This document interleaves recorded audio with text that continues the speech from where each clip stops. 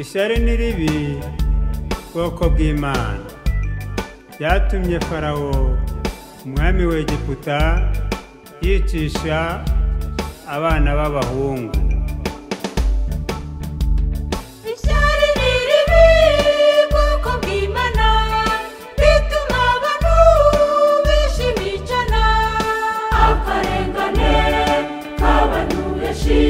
Gaterwa n'ishyari n'iribi bwoko bw'Imana bituma abantu bishimicana akarengane k'abantu benshi gaterwa n'ishyari.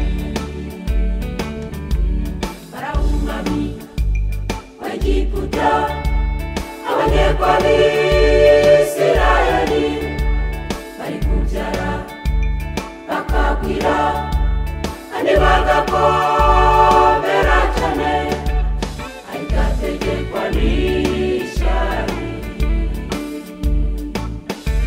nuko ategeka ko mu gihe cyo kubyaza abaheburayo kazi bicaye ku ntebe babyariraho ati nihavuka umuhungu ujye mumuhotora ariko nimubona ari umukobwa muzareka abeho.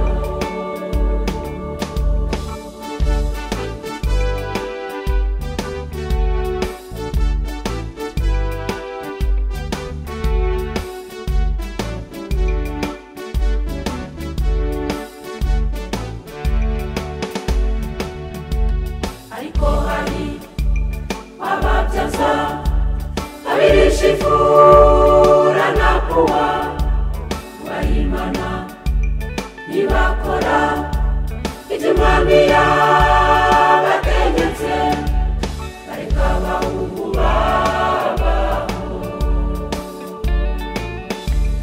Uwiteka Imana anezezwa nabo abagirira neza abaha umugisha barakomera.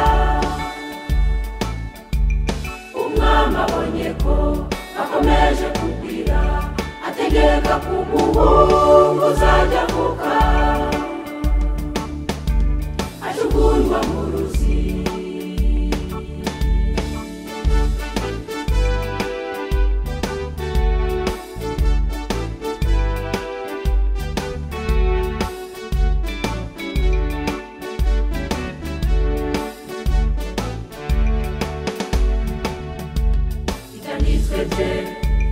Yabivuga ko nta bwenge cyangwa ubuhanga cyangwa inama by'abashakurwa n'Uwiteka kuko ari we wica agakiza avuze ngo ubeho ubaho.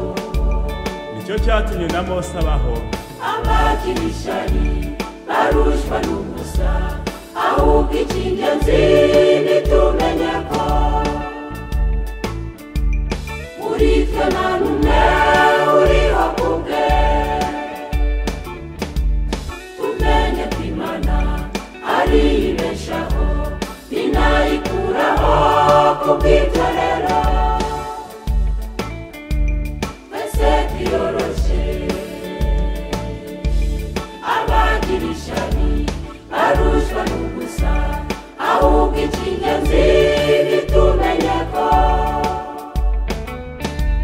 muri twe nta n'umwe uriho ku bwe. Tumenye ko Imana aribeshaho ninayikuraho ku bw'ibyo rero twese twiyoroshye.